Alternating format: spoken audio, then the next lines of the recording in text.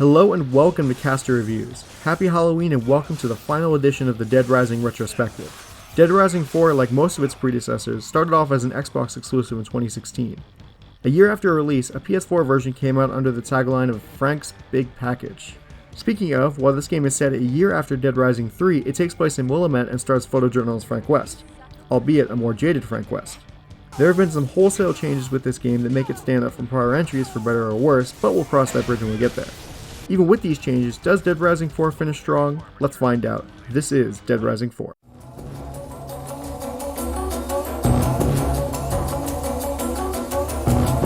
I'm going to try something different this time with the plot synopsis. I'm not going to go scene by scene as per usual because frankly you can look that stuff up if you really wanted to. From this point on, I'm going to be critiquing the plot as a whole while giving a brief overview of the premise and the story. Also, there will be spoilers since this game is pretty recent. We begin with Frank West and his student Vic Chu driving to Willamette with the promise of minigolf. Sadly, there will be no minigolf, at least not until the DLC. They approach the military base of a group aptly named Obscurus. When they get there, they find zombies. This discovery may seem weird to those who either played Dead Rising 3 or watched my review, since zombieism was cured thanks to Nick's blood. Apparently this is a new strain, although it doesn't really look it. 4 months later, around Christmas time, Frank is visited by Brad Park, a ZDC agent. Actually, Brad had an episode of the Untold Stories in the last game, but I don't think you really need to know much more about him other than the fact that he works for what is known as the Zombie FBI. He finds Frank teaching wedding photography and convinces him to go back to Willamette for another incredible scoop. With the common goal of finding out the shady shit Obscurus is up to, they head off to the Willamette Memorial Megaplex. This is where the game truly starts. Brad calls you as he finds more points of interest, and Frank uses his camera and his wits to get to the bottom of the zombie outbreak and rescue more survivors.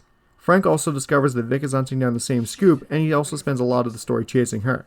He also runs into Paula, a podcaster who gives Frank side missions leading to Maniacs, this game's version of psychopaths, and stranded survivors to rescue. Halfway through the story, Frank gets captured by a survivalist commune of rednecks led by this nutjob with a god complex named Tom. He rescues Tom's engineer, Kylie Hammond, and they start to work together until Hammond attempts a coup and is captured by Tom. Before she's executed, Frank rescues her and kills Tom. Back to the Obscurus arc, it turns out they're looking for Dr. Barnaby's research. A military officer named Calder discovers a newer strain of the zombie virus that leaves zombies with their higher brain functions. According to Fontana, the leader of Obscurus, they have a plan for these evolved zombies. I don't recall authorizing your press pass. I know what you're trying to do. You're trying to finish Barnaby's research. Parlay zombieism into some kind of immortality treatment. Trying to make a mint off a bunch of aging millionaires. That was the plan, but I guess immortality isn't as profitable as cheap labor. What? At first, the client just wanted to exploit Dr. Barnaby's research, but then these smart zombies started showing up and the mission changed. Pacify, domesticate, and train. You plan to make soldiers, aren't you? You're gonna make some kind of undead army. You out of your mind? You think anyone's gonna set these things loose with a gun? No. No, the plan was coffee farmers. Really? Oh, well, there is a lot of money in coffee. Fontana sacrifices herself to kill a now zombified Calder, but he survives thanks to his exosuit and increased durability. Frank then retrieves a hard drive containing all of Dr. Barnaby's research and transfers it to his camera. But then Vic steals it from him at gunpoint because she thinks that Frank only wants the story for a paycheck. Well, she's not wrong. Frank then rescues Vic from Calder and they team up to defeat him at the cost of his camera. Conveniently, Vic saved the SD card and the two agree to share the story. What do you want for it? Oh, jeez. No, I mean it. I'll give you anything. All right. I want the story. My words, your pictures. Big coverage, big impact. Together. 50-50. Yeah. 50-50. But actually, this isn't the end of the story. As Frank, Vic, and Brad leave by helicopter, Frank doesn't make it and is turned into a zombie. This begins Frank Rising, which is basically overtime mode where, just like the first game, Frank is bitten by zombies. But this time Frank actually turns and he needs to find the cure before time runs out. In my opinion, the story feels really disjointed.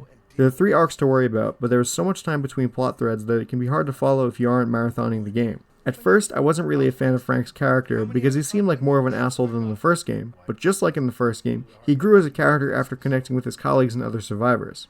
There are a lot of parallels between the first game and this one, and I think that it mostly works. I never really got Frank and Vic's dynamic. Depending on the scene, it seems like they either hate each other or care about each other's well-being. Also, Brad Park gets literally no character development. It feels like he's barely even here. I'm not as much of a fan of the story in this game as previous entries.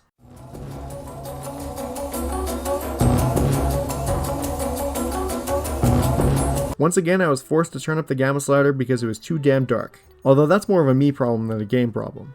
Since Dead Rising 4 takes place around the holidays, a lot of the map has been sprinkled with Christmas cheer. The game takes you more into the surrounding area of Willamette as opposed to being stuck in the mall. All the environments look great and are fun to traverse, and there's still just as many zombies as in Dead Rising 3. It appears that Capcom Vancouver switched game engines because Willamette doesn't look as gritty or depressing as Los Perdidos. I do enjoy the case recaps at the end of each chapter. It works well to tie everything together and remind you what happened if you ended up spending a lot of time between missions. As far as the model quality is concerned, it's about the same as Dead Rising 3. The sound design is still as great as always, but the soundtrack is definitely more forgettable. Whenever you're in some sort of pause screen, a variety of Christmas carols start to play. As far as the original tracks are concerned, like I said, they're not all that memorable. The voice acting has become a sticking point for some players, since there was a significant change in that department. Frank West's original actor, TJ Rotolo, has been replaced by Ty Olsson. I'm not a fan of the change. They made Frank sound like a total asshole in this game, one who doesn't care about anyone but himself. Also, I feel like he tries too hard to be witty. It was funnier when the original Frank West made jokes because he was serious throughout most of the game. The other performances were pretty good, I don't have any criticism there. The last thing I want to touch on is the effects. They're mostly fine, but the fire effects in the ending sequence are terrible. Oh my god, it looks like they're part of a stage play. How is that possibly passable? Enough of that. Let's see how the gameplay has changed between entries.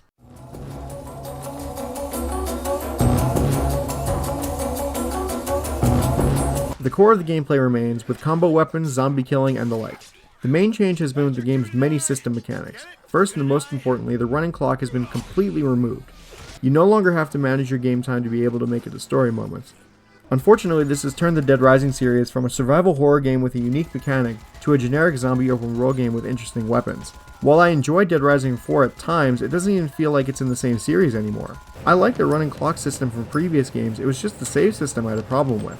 Speaking of, checkpoints have returned from Dead Rising 3, and this time there is no nightmare mode as an alternative. It's not all bad though, I still love the core gameplay. Now in addition to combo weapons and vehicles, Frank can also temporarily put on an exosuit for a power-up. Frank also has the option to augment the suit by absorbing Capcom arcade cabinets or military briefcases. Also, like in Dead Rising 3, there are shelters across Willamette that house different vendors where you can buy clothes, weapons, and vehicles with scrap currency. The other important thing to worry about here is the photography. There are sections where Frank can use his camera to investigate not only crime scenes but obscure laboratories too. Frank's camera also comes with night vision, a spectrum analyzer, and selfie mode. I wouldn't rely on it for easily gaining prestige points though, you're better off killing more zombies. Speaking of, Frank can level up to 100 as opposed to the previous cap of 50. The trade-off here is that Frank gains levels very quickly. This in turn makes the game very easy with upgrade points coming fast and loose. Another thing that makes Dead Rising really easy is the inventory system. In previous games you have a set number of inventory slots for all items, but in Dead Rising 4 your inventory is split into groups: ranged, melee, thrown, and food. You get a bunch of inventory slots for each category. Inventory management is non-existent, you almost always have food and room for more weapons. I only died twice the entire game, and I've heard people who have gone the entire game without dying once. I don't get it, why neuter the challenge in such a way that it becomes boring for players? Prior entries were hard not only for antiquated reasons, but also because it gave you the feeling of trying to survive a zombie apocalypse. I'm not a fan of these changes, but mindless fun is still to be had. I wasn't engaged at all because it felt like I was going through the motions of a Dead Rising game. There is side content with the aforementioned maniacs and collectibles like newspapers and podcasts, but that can only be so much fun until you realize that you have to get back to the main game. Let's move on to DLC. Super Ultra Dead Rising 4!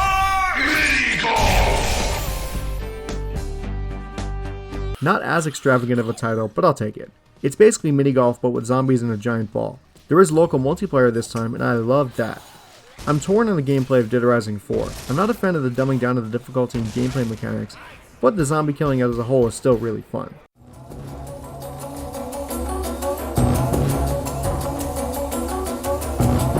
It seems that the Dead Rising retrospective ended on a bit of a sour note.